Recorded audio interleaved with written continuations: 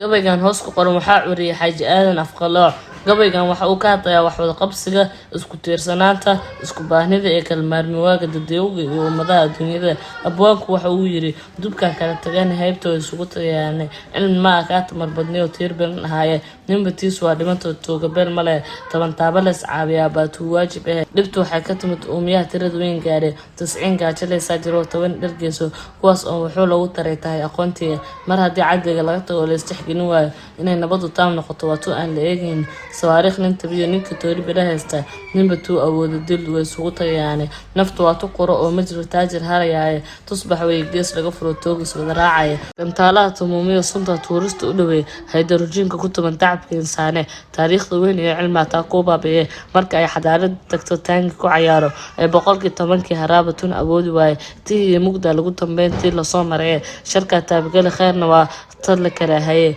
xilma taaban nimankii waqti aan taabka buuxsaday umada timaadaba watay naclada yaane allah yaa dib wax loo tabacay sano ku taagan